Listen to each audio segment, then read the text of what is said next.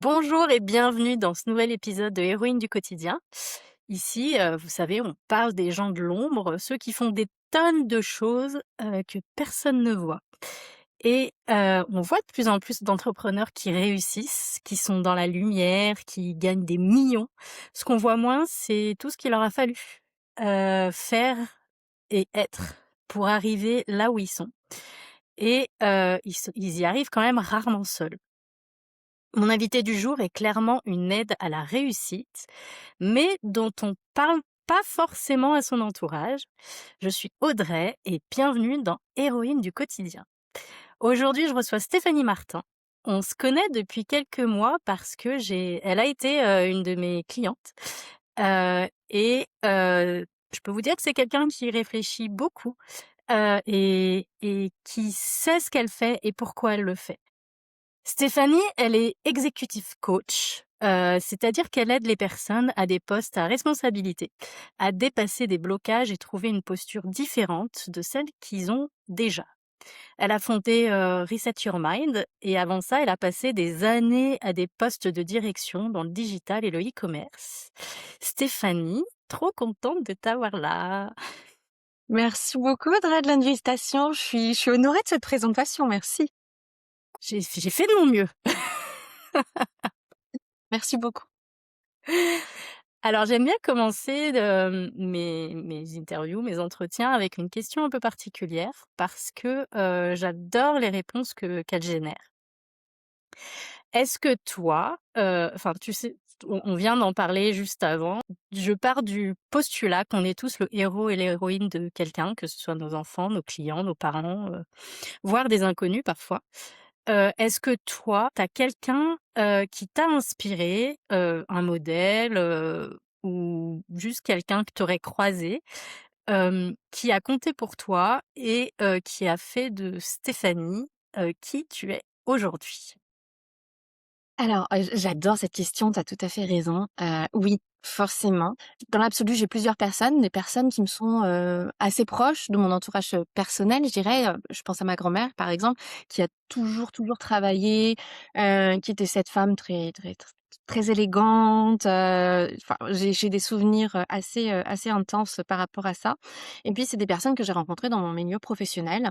Certaines, et je me mets volontairement au féminin, ont été mes managers, par exemple. J'ai chance d'avoir des femmes managers vraiment, géniales, qui m'ont poussée, qui m'ont montré que, on pouvait, être manager, avoir des postes de direction et aussi se soucier, de sa famille et de son personnellement aussi de son évolution personnelle.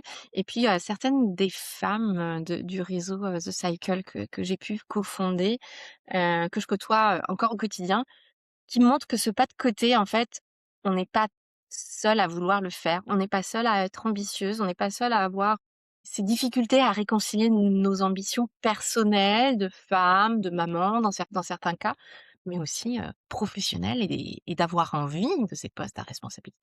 Donc c'est plusieurs personnes, c'est plusieurs personnes. Est-ce que tu pourrais nous en dire un petit peu plus sur, ton parcours, sur, comment tu en es arrivé de passer de alors moi je le connais ton parcours, mais de comment tu es arrivée à passer de manager, très haut capé, dans des boîtes que tout le monde connaît.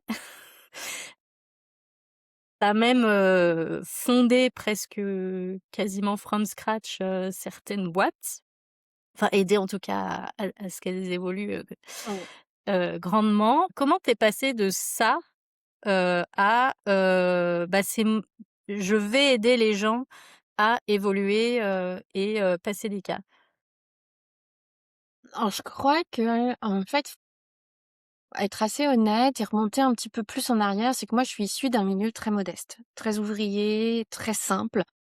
Je suis la première de ma famille à être allée à la fac. Par exemple, quand j'ai dit ça à mes parents, ils m'ont regardée en me disant: «Mais non, va chercher un travail». Donc il y a ce côté déjà, en vouloir un toujours plus, me dire: «Mais et pourquoi pas moi, en fait?» Donc il y a ce côté, vraiment travail. qui m'a portée dans la carrière que tu évoquais. Donc ça s'est pas fait en 1 an, hein, ça s'est pas fait en 5 ans non plus. Ça il y a eu énormément de hauts et de bas. Moi, je suis maman aussi, donc quand les grossesses et mes enfants sont arrivés, et il y a eu des phases très différentes dans ma vie professionnelle et parce que forcément, il y avait d'autres, priorités, enfin, il y avait d'autres contraintes aussi et d'autres choses à gérer.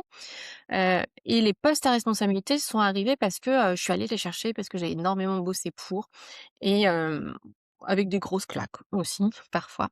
En fait, tous ces éléments-là m'ont permis de comprendre des choses et il y a aussi peut-être le fait que je suis la première de ma famille, l'aînée de ma famille et que j'ai essuyé beaucoup de plâtre, aussi bien à titre perso, dans la famille et l'éducation, que dans ma carrière. Et il y a un moment où moi, j'ai fait appel à un coach, post-covid parce que j'étais en pleine explosion dans les marchés que je lançais, dans le e-commerce. Je passais de 40 people dans mon département, 40 personnes à peu près à gérer, produits tech et business développement, à presque 200 personnes en moins de 2 donc ça a beaucoup, Mmh. beaucoup secoué post-covid qui était très particulier, à distance, avec des équipes à l'international aussi. Donc ça a beaucoup, beaucoup secoué et à ce moment-là, moi, j'ai fait appel à un coach et ça a tellement été game changer et ça m'a tellement montré à quel point essuyer les plâtres, c'est bien joli, mais qu'il y a d'autres manières de faire et qu'on n'est pas obligé que ce soit toujours dans le dur, dans la souffrance. Il y a pas rien sans rien. Enfin moi je Mmh. pense pas qu'il y a rien sans rien. Il faut y aller, il faut aller chercher. Mais c'est pas obligé d'être toujours vraiment dans le dur, dans la souffrance. Et c'est le coaching a vraiment, changé ça pour moi, mon approche, mon style de management, mon équilibre perso aussi, parce que même si c'était un coaching très pro, ça vient toucher, heu, Toujours. des choses perso et je me souviens, de certaines remarques de mes collaborateurs ou collaboratrices de l'époque qui me disaient: «Mais Stéphanie, comment tu fais pour rester zen? On en prend plein la tête, on n'en peut plus et toi, tu tiens le cap, tu restes zen». Ah ouais, mais en fait, je me faisais coacher à cette époque-là et du coup, j'avais vraiment une prise de recul que j'entretenais au quotidien qui me permettait de prendre les bonnes décisions, qui me permettait de les accompagner eux aussi, mieux. Et à partir de là, je me suis dit: «Mais en fait, moi, j'ai eu le droit, j'ai eu la possibilité de ça. Il faut que je redistribue, il faut que je redonne quelque chose». Parce qu'on voyait aussi à cette époque-là l'explosion des burn-out. On voit à quel point le monde du travail est en train de changer et qui va secouer de plus en plus et que accepter de se réinventer régulièrement, d'être dans le changement, dans l'adaptabilité, je pense que c'est vraiment une ressource qui est, capitale parce que ce qu'on a connu n'existe déjà plus et donc ce qui va arriver demain dans le monde du travail en termes de carrière qui ne seront absolument plus linéaires, de skills aussi, de compétences à Mmh. réapprendre perpétuellement, ça va devenir notre nouvelle normalité, en fait. Donc c'est pour ça que coaching pour moi, c'est vraiment une aide, c'est vraiment un pont. C'est la personne qui est là pour toi. C'est ton sparring partner qui vient t'entraîner, qui vient te systématiquement te fait faire le pas de côté, te faire faire ce pas de côté qui manque quand on est, la tête dans le guidon. Mais du coup, comment, parce que c'est pas dans nos, on nous apprend pas à être coachés, à aller chercher des choses pour nous, pour évoluer. Comment t'en es venu au coaching, en fait?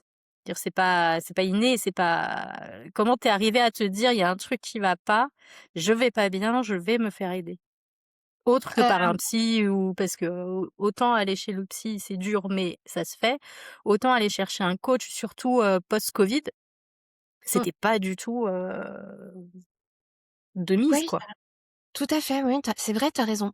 Pourquoi je pense que, il y a un moment, je bossais 60-70 heures par semaine, mais c'était jamais assez.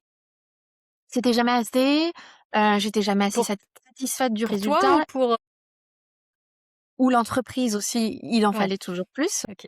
Mais c'est le milieu dans lequel j'ai évolué où ça va toujours très vite, tout est toujours pour avant-hier, enfin, c'est à peine fini de penser qu'il faudrait déjà que ce soit là, enfin, ça c'est le monde dans lequel j'ai évolué donc voilà. Mais j'avais beau moi l'insatisfaction elle venait de moi. Mmh, il y a vraiment un moment, une prise de conscience en me disant: «Mais en fait, si je veux continuer à évoluer», parce que j'avais l'ambition de continuer à évoluer, ça rentre juste pas. je peux pas passer de 70 à 140, sauf que j'ai pas envie de m'arrêter là. Je me suis dit: «Mais on peut faire autrement, c'est juste pas possible que enfin, il doit exister une autre manière de faire» et je me suis fait coacher par quelqu'un qui a été formé aux États-Unis. Moi, après, ça a tellement changé ma façon de faire, ma façon de voir les choses, que je me suis moi-même formée aux États-Unis et pas en France. Alors, ça fera crier certainement certaines personnes qui sortent de grandes écoles de coaching, françaises, d'écoles de commerce, mais le management à la française, moi, je l'avais, éprouvé en long, en large et en travers et j'avoue que j'avais envie de voir autre chose et surtout j'avais des équipes à l'étranger à l'époque, à gérer et une équipe, allemande, ça se gère pas comme une équipe française, Ah une oui. équipe espagnole, ça se gère pas non plus comme une équipe allemande ou une équipe qui est basée à Amsterdam, ça se gère pas comme une équipe en Angleterre. Du tout. On fonctionne pas pareil et ça, on te le dit pas Mmh. et c'est pour ça que moi je me suis formée au coaching aux États-Unis parce que j'avais vraiment envie de voir autre chose autrement, vraiment. Donc il y avait cette, j'ai senti une limite arriver. Le costume était trop serré, je me sentais pas à l'aise, je me sentais pas bien. Ma vie perso allait très bien, mes enfants étaient en bonne santé, mon conjoint tout parfait, mais je me sentais à l'étroit et c'est là où je me suis dit: «Non mais en fait, je vais pas rester coincée dans un truc où ça va pas.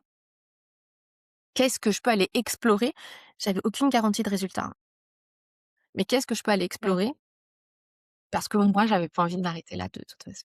Et comment tu es passée de ce, du coup, j'ai les résultats, que je peux appliquer Mmh.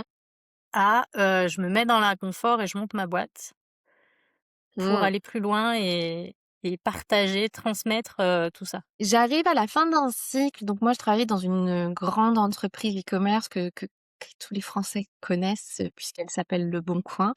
J'étais directrice e-commerce dans cette, structure-là. J'ai contri mes avec mes équipes, on a, créé, le fait, ce service de pouvoir payer en ligne, se faire livrer, les partenariats, les approches et cetera. Donc c'était un boulot énorme et j'arrive à la fin d'un cycle, en bout de 6 7 ans, en me disant: «Bon OK, est-ce que je repars pour un cycle comme ça, à l'international, dans une autre société ou est-ce que je me lance à mon compte?» Et me lancer à mon compte, bon, quand on travaille dans ce genre d'entreprise, c'est aussi, parce qu'il y a des valeurs derrière, la seconde main, par exemple. Moi, c'était ce qui m'a dans cette marketplace-là, hem et je me suis dit: «Mais quelque part, c'est maintenant ou jamais. C'est pas quand j'aurai 60 ans que je serai pleine de regrets, que je me dirai: "Ah, si j'avais su"». J'avais vraiment envie de le tenter, quel que soit le résultat et je pense que devenir entrepreneur, il faut vraiment peser le pour et le contre, c'est pas des paillettes tous les jours. J'avais l'expérience d'avoir lancé plusieurs marchés différents dans mes entreprises, Le Bon Coin, mais aussi toutes celles, par lesquelles j'étais passée avant. Certains marchés avaient, fonctionné, d'autres pas du tout. Donc je savais que ça allait pas être tout beau, tout rose. Mais j'avais vraiment cette envie viscérale de je veux le Mmh. tenter. Je veux le tenter, même si ça marche pas, je veux le tenter. Il y avait vraiment ça et le coaching est devenu une évidence. Donc aujourd'hui, je suis coach, et manager de transition parce que moi, mon intérêt, c'est vraiment de rester les pieds dans le concret. Je crois que ma différence vient vraiment de j'ai été dans l dans l'opérationnalité. J'étais patronne de business unit, voilà, j j'étais vraiment dedans avec les équipes au quotidien. Je suis pas coach issu du RH, par exemple. OK. C'est un peu différent comme approche. Et j'avais vraiment cette envie-là mais en fait, il y a des trucs qui ont marché, qui ont pas marché, mais ces trucs qui n'ont pas marché, c'est aussi ce qui m'a permis de faire fonctionner les autres. Donc comment est-ce que j'essaye d'inculquer un petit peu plus ça, de partager ça, parce que j'ai pris des murs, parce que j'ai essuyé des plâtres et si on peut éviter, à d'autres de se prendre ces stops que j'ai pu prendre, par le passé. Objectif atteint, objectif atteint. Puis j'avais vraiment envie de voir jusqu'où je pouvais aller autrement et pour une fois créer, mon business à moi plutôt que pour d'autres. Et du coup, comme il y en a jamais assez, parce que lancer sa boîte, c'est easy peasy. Oui. Hem, toi, tu as fondé, alors je crois que tu es pas toute seule, vous êtes plusieurs, mais tu as fondé, on en parlait tout à l'heure, The Circle.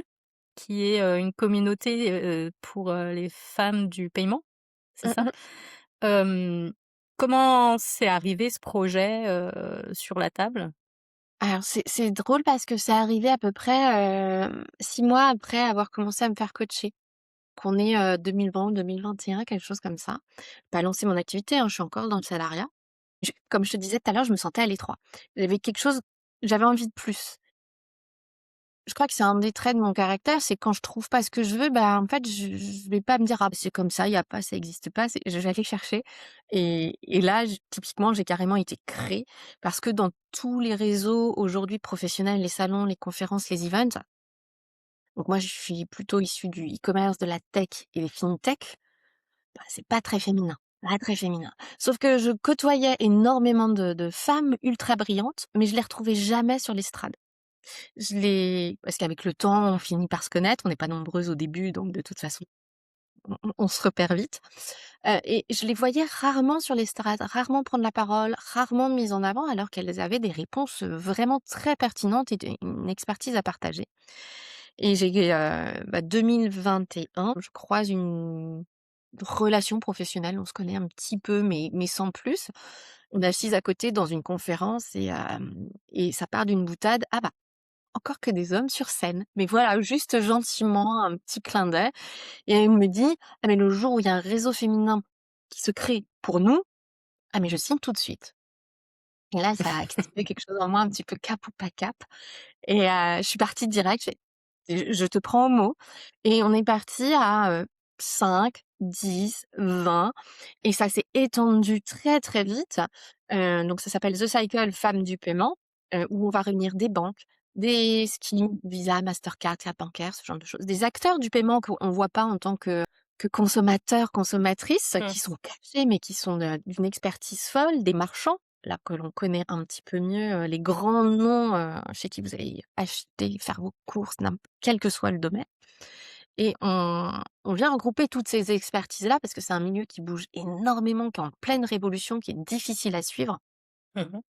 et c'est comment créer un espace de discussion. Voilà, donc quand j'ai pas un truc, je vais le chercher ou je vais le créer et ça, c'est juste dingue.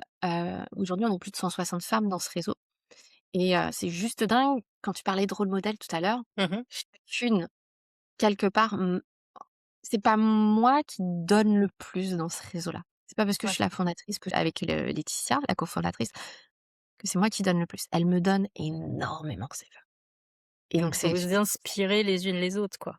complètement. Donc quand il y a Cool, pas quelque chose qui vous convient, faut pas hésiter à aller le chercher. Pas génial. hésiter à le créer non plus s'il faut.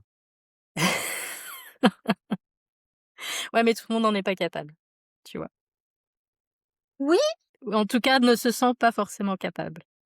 voilà, Nous, j'allais on est j'allais rectifier entrepreneuses, le on trait. le fait, Tout le monde n'en est pas capable jusqu'à ce qu'il l'ait fait.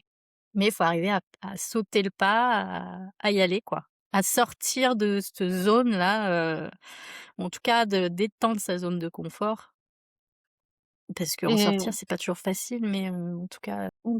Non, bah, non, le cerveau, il adore, même si c'est une situation qui est toxique, mais il préférera ça toujours le connu. Donc oui, oui, mais c'est tellement enrichissant et en fait, aujourd'hui, on est drivé par le résultat. Ce qu'on veut, c'est le résultat final. La paire de chaussures, la le entreprendre et gagner, 10K par mois en travaillant 5 heures par semaine. On veut le résultat. Sauf que instantané, et ça instant. c'est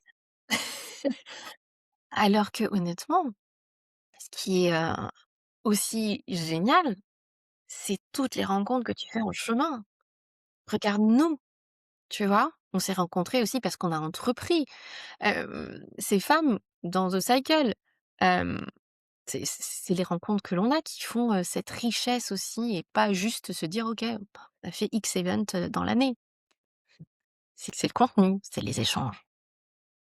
Donc bah, ils le disent tous, hein, c ce qui compte, c'est pas l'arrivée, c'est le parcours, c'est le chemin, je donc pense que dans notre société, on l'a oublié ça. mmh, clairement, clairement.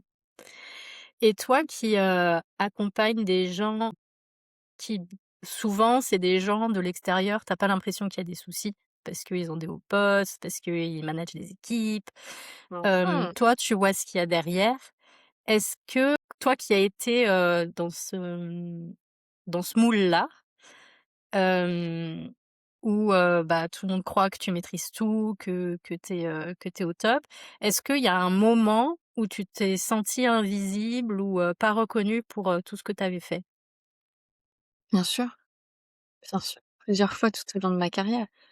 Les présentations, où il y a plus ton nom dessus alors que c'est toi qui les as faites, entièrement. Les stratégies où tu arrives en comex et en fait, c'est même pas toi qui présente. On dit: «Non, il y a pas besoin que tu sois là». Bah, pardon? Mais tu vas savoir, l'expliquer parce qu'en fait, je t'ai juste briefé en 5 minutes donc il y a quand même un gros travail de raisonnement derrière.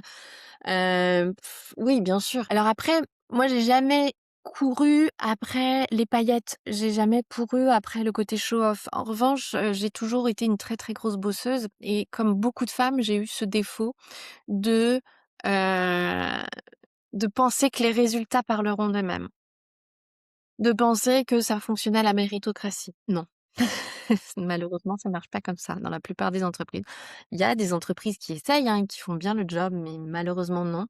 Quand tu te rends compte que tu gagnes entre, 20 et 30 si ce n'est plus, de moins que ton collègue, masculin et qui en fait moins ou, 50 de moins que ton boss et que ton boss est incompétent sur ton domaine et qui te prend tout ton travail, en fait, il y a un moment où effectivement ça peut agacer. Donc tu vois, moi, je me suis sentie invisible parce que j'ai eu l'impression à plusieurs reprises de me faire voler mon travail, ou de ne pas en faire assez, mais ce qui était faux, en fait. C'est juste que la reconnaissance ne redescendait pas et surtout dans la culture française, on est très mauvais là-dessus sur les feedbacks, sur la promotion et donc oui, je me suis sentie invisible plusieurs fois et c'est aussi une des raisons qui m'a poussée à créer à la fois The Cycle ou devenir coach. Puisqu'au début, quand j'ai fait ma formation, j'avais pas du tout prévu d'en faire mon activité principale.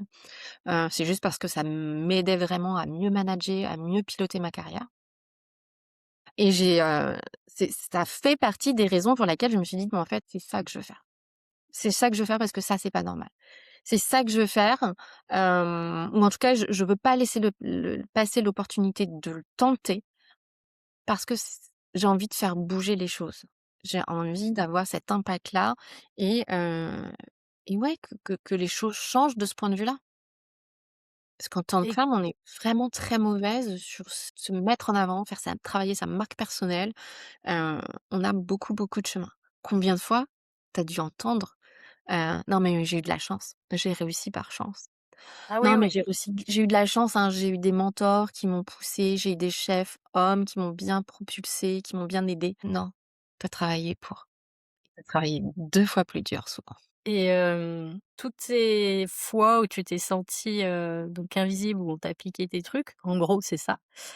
S Juste curiosité, c'était plutôt, masculin ou c'était des femmes qui te piquaient? Je crois que, bon déjà, j'ai pas eu beaucoup de managers femmes, j'en ai eu Mmh. qu'1 ou 2, donc voilà. Non, elles ne m mes managers ne m'ont jamais fait ça, femmes ne m'ont jamais fait ça, mes managers hommes beaucoup plus, c'est vrai. En y réfléchissant, oui. Mes managers hommes, il y avait aucun souci pour, enlever mon nom des presse et mettre le leur à la place, par exemple. Hem et en revanche, ce que j'ai pu côtoyer quand même et voir Heu, dans le milieu professionnel avec plus de 25 ans de carrière derrière moi, c'est que les femmes, mine de rien, ça change beaucoup. Je vais vraiment pondérer mon propos parce que ça change beaucoup et les Mmh. nouvelles générations sont pas comme ça et je trouve ça génial. Mais, les femmes de ma génération et des générations d'avant, sont très, dans la compétition entre elles. Ce que je trouve très dommage. Mais on leur a tellement laissé les miettes depuis toujours qu'elles se sont battues pour des miettes et moi, je trouve ça très dommage parce que je préférais qu'on se batte ensemble pour aller chercher la part du gâteau haut, tu vois? Et pas juste les miettes. Ça, oui, ça m'est arrivé d'avoir des mauvaises surprises, mais encore une fois, je pense que c'est une question de mindset et que c'est mû par, des femmes qui ont pas forcément fait un travail sur elles et qui sont très dans le stress, très dans le: «Je dois faire mes preuves». qui se bagarre aussi au quotidien et qui a un syndrome de l'imposteur fou, de la bonne élève, d'avoir réponse à tout et qui peuvent avoir des travers comme ça, oui, c'est vrai. Ouais, puis on nous répète depuis toute petite que les femmes se chamaillent entre elles, que enfin, tu vois? C'est aussi, ça. C'est qu'on est toutes on nous apprend depuis toute petite qu'on est toutes en compétition les unes avec les autres et Alors qu'on du n'est coup, pas je en pense que c'est pas compétition bah, non, entre nous, mais on est en compétition avec tout le monde, y compris ces messieurs, en fait. mais Mmh. et à l'inverse, est-ce que,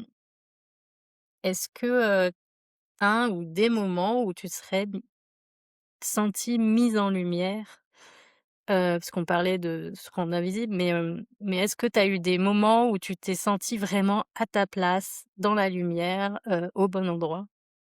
Alors, je me sens à ma place complètement, avec The Cycle, typiquement, parce qu'on n'est pas en compétition. Donc certes, je suis la fondatrice, mais c'est vraiment un collectif et il y a vraiment cette notion de sororité et de se pousser ensemble. Donc là, je me sens vraiment à ma place, il y a pas d'ego. Là où je me sens à ma place aussi, c'était avec mes équipes parce que, même si, je sais que j'étais un manager très, très challengeant, à creuser, chercher, pousser, vouloir aller plus loin, j'étais aussi un manager, dans l'équipe. Enfin, j'étais pas, j'ai toujours aimé travailler en équipe. Donc ça, c'est important. Et puis après, là où je me sens vraiment aujourd'hui ma place, c'est quand je suis en coaching. Quand je suis en coaching, que je creuse. Je suis pas la sachante, hein, en coaching. C'est je suis avec toi, à côté de toi et viens, on va creuser. Viens, on va regarder si ce que tu es en train de te dire, c'est vraiment, vraiment vrai, si c'est vraiment la seule et unique vérité ou s'il y a pas, si on prend le truc dans l'autre sens, s'il y a pas une autre façon de faire. Donc ouais, là, je me sens à ma place. Et tu vois, c'est pas briller, c'est juste, Oui, être à ta place. Oui, mais dans ouais. ces moments-là, je pense que tu rayonnes parce que tu sais ce que tu fais et tu Mmh. c'est pas forcément être sous la lumière, mais c'est, enfin dégager, posture de «je sais ce que je fais, du coup je rayonne naturellement», quoi. C'est drôle que tu utilises ce terme, rayonner parce que, pas plus tard qu'hier, j'ai une coachée qui m'a dit: «Mais en fait, tu es solaire». Donc il y a le côté rayon solaire et attractivité, en fait. Et je pense que tu as raison, c'est parce que je suis à ma place. Et donc je crois vraiment que quand on est à notre place, quand on n'est pas pollué par toutes ces pensées, «Il faut, je dois, c'est comme ça que je dois me comporter», quand on n'est pas pollué par les pensées de où on tu sais, on attend, on projette beaucoup ce que l'on croit que les autres attendent de nous.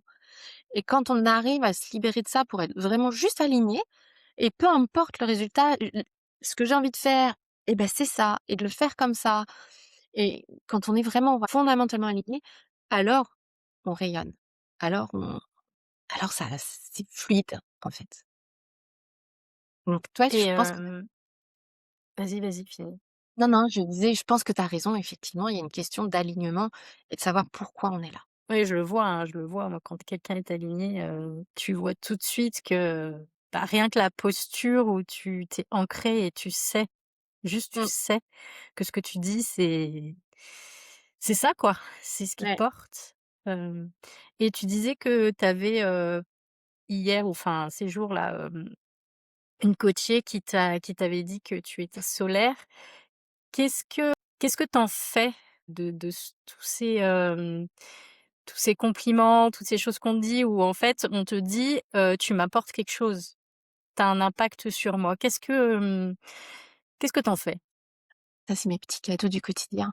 C'est mes petits cadeaux du quotidien, je les garde, parfois je les note. Alors moi, je suis très dans l'écriture, écriture thérapeutique entre autres, les flots de pensée. Alors pas le journaling pour le journaling, mais vraiment le côté self download, téléchargement de pensée parce qu'on se pollue énormément à être dans notre tête.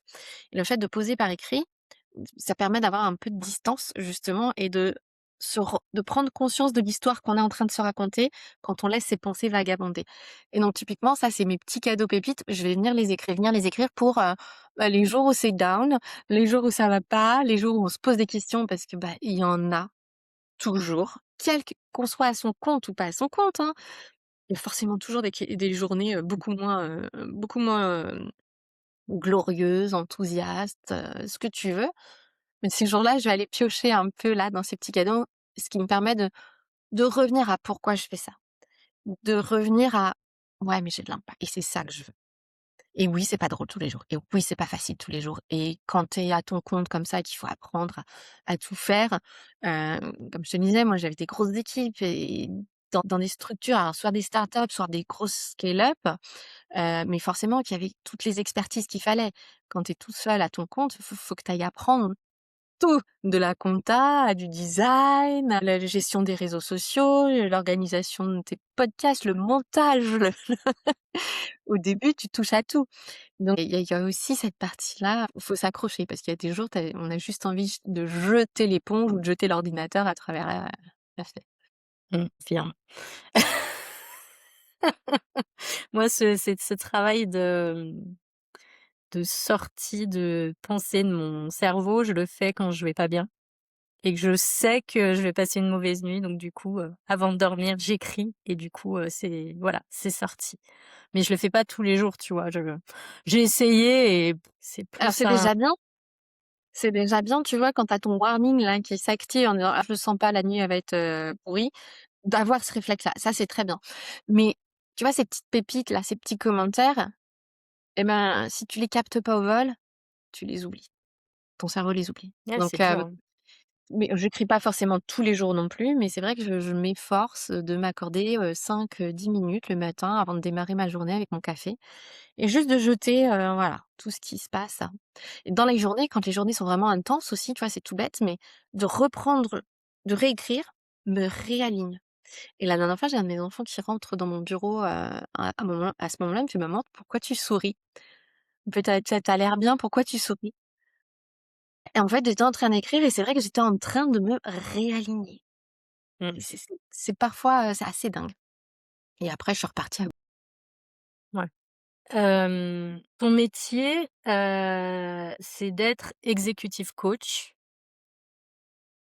Il y a plein de gens qui le comprennent pas ce que ça veut dire, et qui, quand ils entendent ça, ils se disent, c'est un truc, pour les riches, pour les gens qui sont hyper au capé, c'est tout, sur la perf, sur les objectifs, alors que pas enfin, de ce que je connais de toi, c'est pas ça. Est-ce qu'il y a des trucs qu'on projette sur toi, qui sont pas vrais? oui, des tonnes déjà parce qu'on est conditionné par le milieu dans lequel on évolue, dans l'entreprise dans lequel on évolue. Donc effectivement, tu as raison, executive coach, qu'est-ce que ça veut dire après tout? Hem, moi, la définition que je mets derrière ça, c'est que je vais accompagner soit des dirigeants d'entreprise, soit des managers ou des personnes à impact, des key people d'entreprise, heu, à, allier performance, certes, c'est vrai, mais aussi, heu, sans se brûler les ailes au passage. Parce on est dans une culture de la perf, tu as raison, mais la perf pour de la perf, la seule chose que ça fait, c'est générer des burn-out et des gens qui explosent. Et tu as le droit d'avoir une belle carrière, de piloter ta carrière et de ne pas attendre que ça tombe, parce que ça, je le vois aussi beaucoup. De piloter ta carrière comme tu piloterais un business, de prendre le lead dessus. Je te donne un exemple, c'est que moi, j'ai jamais attendu après ma boîte pour mes formations. Parce que pour moi, investir en moi sur mes formations, quelles qu'elles soient, hein, certaines m'ont coûté 200 €, certaines m'ont coûté beaucoup plus, typiquement la formation coach, alors que j'avais pas prévu d'en faire mon job, m'a coûté beaucoup plus cher. Heu, mais j'ai toujours vu ça comme un investissement sur moi-même, sur le meilleur asset pour obtenir mes résultats. Après tout, tu vas investir dans des entreprises, dans des actions ou dans ton livret A et tu fais plus confiance à une entreprise extérieure pour réussir à générer du bénéfice. Bah, peut-être que c'est prétentieux, mais j'ai la prétention, en tout cas, de penser que si j'investis en moi, bah, j'ai plus confiance en moi pour aller, créer de la régularité, créer quelque chose qui est aligné avec mes valeurs, plutôt que d'investir dans des actions totales, pour ne pas le citer par exemple, ou, n'importe quel autre, Surtout en ce moment. voilà. Tu vois? C'est aussi une manière de reprendre le lead et ça, c'est pour moi, c'est vraiment hyper, hyper important. Mais encore une fois, c'est des trucs qu'on te dit pas ça. Tu as l'impression, tu sors de tes études, personne te dit, va falloir que tu prennes soin de toi et que tu évolues en investissant sur toi. Enfin, personnellement, pourtant j'ai un bac+5 aussi, j'ai été dans des bonnes boîtes, mais à aucun moment on m'a ne serait-ce que titillé là-dessus, tu vois? Je trouve ça hyper dommage. Alors je pense qu'à l'étranger, c'est un peu différent, mais en France, En France, ça, c'est très, très peu. On va te parler de l'équilibre vie pro, vie perso, et déjà, ce sera pas mal. Regarde le nombre de managers qui deviennent managers sans accompagnement, sans formation, juste parce que ce sont des bons experts dans leur domaine. On va dire: «Eh vas-y, hop, c'est bon, maintenant tu vas gérer une équipe». Sauf que de l'intelligence émotionnelle, c'est pas le truc qu'on nous apprend à l'école. L'intelligence relationnelle, c'est pas non plus le truc qu'on nous apprend, à l'école, quel que soit le cursus, bac+5, peu importe. Moi, je coach aussi bien. Donc exécutif, parce que je vais m'adresser à des profils, souvent déjà des postes à responsabilité, des équipes à manager, en direct ou en indirect, hein, parce que tu peux être, ce qu'on appelle contributeur individuel, sans avoir d'équipe à manager, mais du management transverse. Comment tu fais pour fédérer des gens sur un projet, sur une mission, sans être manager hiérarchique? C'est faisable, mais ça s'invente pas non plus, en fait. Et c'est vrai que c'est quelque chose, même c'est le fait d'avoir aussi travaillé avec, à l'international, avec des personnes différentes, avoir côtoyé des partenaires, prestataires, fournisseurs d'autres cultures qui m'ont permis de prendre conscience de ça et de pas lâcher. Et donc je vais accompagner aussi bien, des médecins qui sont en charge de cliniques ou en charge d'hôpitaux, que des dirigeants qui ont leur propre business ou, des managers ou des cadres dirigeants dans des petites ou grandes entreprises. Ça dépend complètement. En fait, le point commun, c'est des gens qui veulent arrêter de subir pour reprendre le lead. Vraiment, ce sont des les gens que j'accompagne, ce sont des gens qui veulent pas subir, pas être victimes d'une situation, mais prendre le lead et quelle que soit la situation, imposer leur touche. Garder cette lucidité qui va leur permettre de prendre les bonnes décisions. Je pense que c'est ça le dénominateur commun. Au-delà du grand terme, executive coach, tu et justement, ces gens-là, qui doivent quand même un peu avoir du mal à admettre qu'ils ont besoin d'aide. vois? Parce que mine de rien, Un peu d'ego? l'ego, l'ego parle. Ouais. Comment tu arrives à aller, les toucher, comment tu arrives à aller les chercher ces gens-là, et à leur dire: «Ben, il y a un petit problème derrière»? Déjà, la prise de conscience auquel viennent d'eux aussi. Parce qu'en fait, tu peux pas faire changer quelqu'un qui a pas envie de changer. C'est une perte de temps, c'est une situation d'échec d'entrée de jeu et pour la personne et pour moi en tant que coach. Si la personne, elle vient, ça m'est arrivé, c'est l'entreprise qui disait, voilà: «Il faut coacher cette personne-là». Si la personne, elle vient en disant: «Bon, on m'a dit qu'il fallait que je vienne, voilà, je suis là». Ça sert à rien, je vais Ça perdre mon marchera temps, pas. il va perdre son temps. Donc ça, c'est no go pour moi. Il y a un chemin personnel à avoir avant, je dirais. Moi, j'aide à en prendre conscience à travers tout ce que je peux partager, les podcasts, les contenus sur les réseaux sociaux, les posts LinkedIn, sur Insta ou autres. J'essaye déjà de faire prendre conscience de ça, des blocages, parce que parfois on se dit: «Bon, bah, c'est comme ça, puis on bouge plus». Montrer que, bah, non, c'est pas que comme ça, qu'il y a plein d'autres choses et en plus, ça peut être sympa et que ça peut faire du bien à tout le monde. Et surtout ensuite, moi l'avantage c'est que j'ai été à leur place. Je sais par quoi ils sont passés. Donc ce qu'ils disent pas, ce qu'ils veulent pas se dire à ces messieurs ou ces dames, peu importe. Moi je le lis entre les lignes. Je le vois très bien quand on tourne autour du pot. Donc parfois je le vois, les gens m'emmènent top, top, top, tu sais, dans des par là. Non, non, Mmh. le problème il est pas là-haut, le problème il est là. On est d'accord, hein? Ça dérange, c'est désagréable, mais le problème il est là. Et du coup, ouais, je pense que c'est une vu que j'ai été à leur place, vu que j'ai été dans leurs chaussures, il y a un il y a pas d'ego déjà. Il y a moins d'ego parce que je suis à côté. Tu vois, je suis coach, je suis pas mentor. je suis coach, je suis à côté de toi et je suis là pour ton bien. C'est le côté vraiment un ami qui te veut du bien. Mon objectif, c'est de faire en sorte de déclencher des déclics, des prises de conscience. Pas de te dire: «C'est comme ça que tu dois faire». Non, c'est ta vie. Je vais pas te dire comment tu vas gérer ta vie. Je te dis juste: «Tiens, regarde, là, ça, ce truc-là, ça t'aide pas. Peut-être qu'il y a un éventail d'autres options qui existent. Il y en a peut-être une qui est plus porteuse pour toi», tu vois? Et vraiment, ouais, je crois que la grosse différence, c'est que je lis plutôt bien entre les lignes. On me la fait pas. Ça marche pas. Justement, j'allais te demander si tu avais eu, parfois des problèmes d'ego, enfin pas toi, mais que quelqu'un en face de toi, veuille se faire coacher, Mmh. mais t'appuies au mauvais endroit, enfin au bon endroit, mais pour lui c'est le mauvais et du Ouais. coup tu as blackout et ça se ferme et l'ego, revient tout de suite. Ça t'est déjà arrivé Ouais! ça ou? Alors oui, ça m'est déjà arrivé, mais c'est tout l'art et la manière de coacher aussi. Et c'est pour ça qu'un coach humain ne sera jamais remplacé par ChatGPT ou n'importe quelle intelligence artificielle. Je sais qu'il y a énormément de débats là-dessus et que tout le monde prend le réflexe Mmh. d'utiliser l'IA. C'est très bien, moi j'utilise l'IA pour plein de trucs, mais c'est tout l'art et la manière de savoir où appuyer, quand et comment. Et quant à la personne qui dérive comme ça, qui essaye de repartir, non, non, viens, reviens.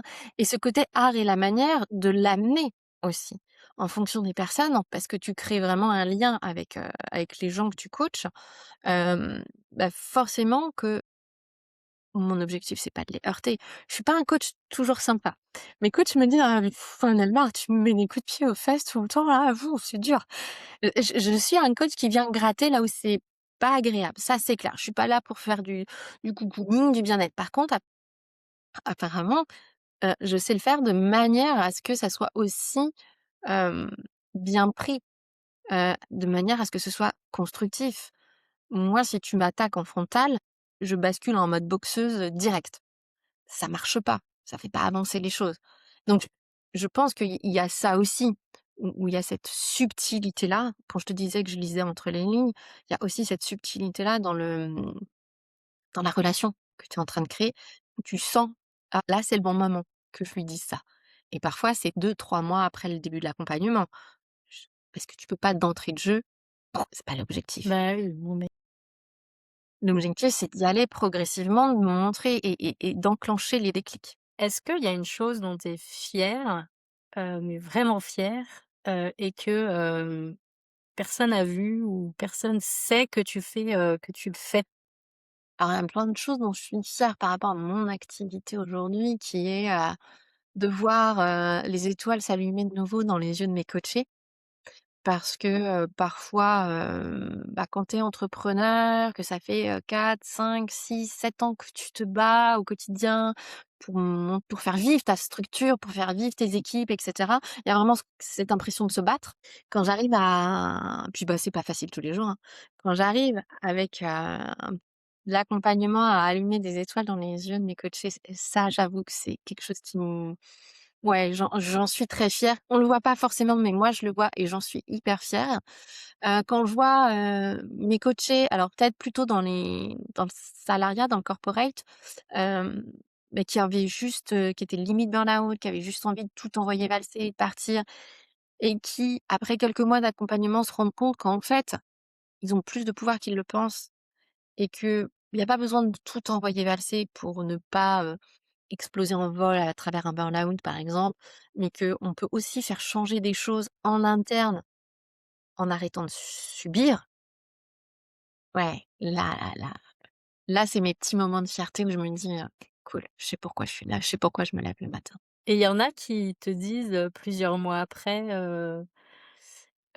«J'ai pas réalisé à ce moment-là, mais ça y est, je comprends ce que tu voulais me dire». Ouais, alors ça arrive assez souvent. Ça arrive assez souvent parce que mine de rien, le coaching, c'est assez intense, hein. Même si moi j'aborde les choses de manière très pratico-pratique sur des cas toujours très concrets pour revenir à l'exemple et ensuite repartir à pourquoi d'un point de vue, neuroscientifique ça se passe comme ça, hein. Travailler de la reprogrammation neuronale, enfin on appelle ça du fitness neuronal aussi, tu vois? Mmh. Du neurofitness. Ouais, il y a, il y a des moments où c'est quand même assez compliqué. Je suis partie sur autre chose. Mais non, mais la question c'était est-ce qu'ils reviennent, vers toi plusieurs mois Mmh. après en te disant: Ah oui. j'ai compris ce que tu voulais dire». Mais oui, il y a des moments, c'est pas sur le coup parce que c'est vraiment intense et c'est quelques mois plus tard, ils me disent: «Ah en fait, j'avais pas compris, tu te souviens de cette phrase-là?» Et ben, en fait, maintenant, elle arrête pas de tourner en boucle dans ma tête. J'ai fait un épisode de podcast justement où j'ai laissé la parole à mes coachés quelques mois après et c'était hyper intéressant de voir je leur ai juste posé la question: «Qu'est-ce qui vous a le plus marqué, bah, dans le coaching et dans l'accompagnement qu'on a fait ensemble?» Et les retours ont été, juste, dingues et hyper intéressants parce que même moi, parce que vu que je suis dedans vraiment à 200 quand je les coach, il y a des choses que j'oublie aussi et eux, ça les marque. Donc c encore une fois, c'est tout l'art et la manière de la relation personnelle aussi qui se crée et de la communication. Mais ouais, j'ai quelques exemples qui me viennent en tête.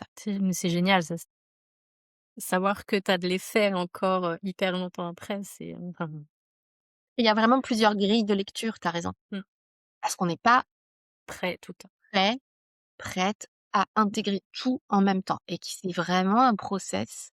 C'est du process, trust the process, tu vois? Ouais. Vraiment, ça prend du temps, mais ça fait bouger énormément. Et l'autre fierté, c'est qu'aucune de mes coachées, à date, m'a dit: «J'ai rien appris». M'a dit: «Oh, ça m'a servi à rien». Oh, pour le moment, personne. Donc je suis plutôt contente. Tu m'étonnes. Après, moi, je pars du principe que tu apprends toujours, quoi. Enfin, quoi qu'il en soit, tu apprends, sur toi ou sur les autres, mais tu apprends. C'est rare quand même, autant dans des formations où tu es seule avec toi-même, devant un écran, bon, tu peux ne pas apprendre, autant, en avec quelqu'un à côté de toi qui te stimule, théoriquement. Oui, mais tu vois, il y a énormément de personnes aussi qui s'attendent à avoir, qui sont très, carrées, structurées et vu que le coaching, c'est beaucoup d'échanges, beaucoup de discussions, bah, s pour certains, ça peut manquer de concret, tu vois? De livrables Oui. physiques Ah bah, oui, ouais. et parfois ça peut interpeller et puis investir en soi, on a encore en France, en tout cas, on a encore, Fais-le. beaucoup de mal. On arrive à la dernière question, Oui. parce que ça fait un petit moment qu'on est ensemble quand même. Hem j'aime bien poser cette question, qui est, si tu pouvais tendre le micro à quelqu'un, qu'on n'entend pas ou qui mériterait une mise en lumière, sur le sujet des héros et des héroïnes, à qui est-ce que tu penserais? Alors déjà, première personne, forcément à tout parce que tu es là et parce que tu es aussi une femme de l'ombre, mais sans toi, je pense que, enfin il y a plein de personnes qui enfin toutes les clientes, que tu accompagnes, clientes ou clients que tu accompagnes, tu fais partie des femmes de l'ombre, mais des héroïnes du quotidien, très clairement. Parce que, on voit bien la différence quand tu es là et quand tu es pas là. Ça, c'est indéniable. Après, qui on voit pas, mais il y aurait tellement de personnes, moi je pense à toutes ces femmes de The Cycle, ou toutes les coachées que je peux accompagner aujourd'hui qui restent encore très en retrait, qui n'osent pas publier sur les réseaux, qui n'osent pas, commenter, liker, par peur de ce que les autres peuvent penser. Heu, il y aurait beaucoup, beaucoup de monde. Mais essentiellement des femmes. Ouais, parce que pas c'est pas naturel pour nous de nous montrer. On voit bien sur les réseaux tout ce qui se passe, dès qu'on prend la parole, comment on peut se faire bâcher, clasher et cetera. Tout le monde est très, très critique. Dès qu'une femme prend sa place, j'ai plus envie d'encourager en fait, parce qu'on est à notre place. Les femmes, elles ont toujours travaillé, les femmes, elles ont toujours mené des commerces, elles ont toujours fait du business et géré la maison et elles ont toujours fait les 2. Il y a que depuis quelques années ou siècles, on va dire décennies ou siècles que, on aime bien faire rentrer ça dans les cases et depuis le 19e siècle et pour la petite bourgeoisie.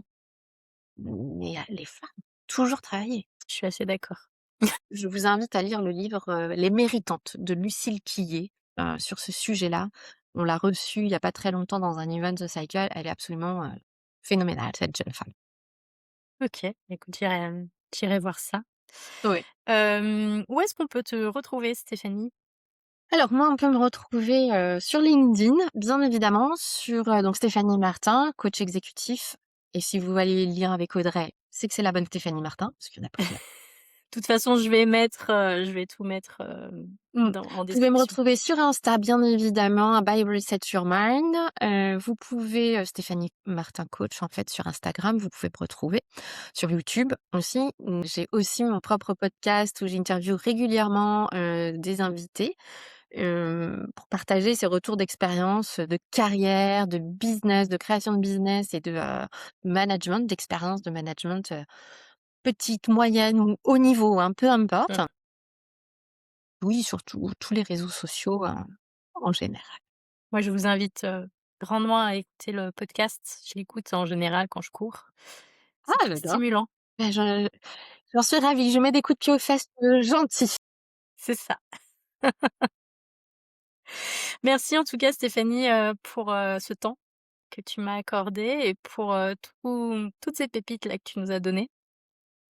Merci beaucoup et puis, écoute, à très bientôt et à bientôt sur, Héroïne du quotidien. Passez une bonne journée, nuit, soirée où vous soyez.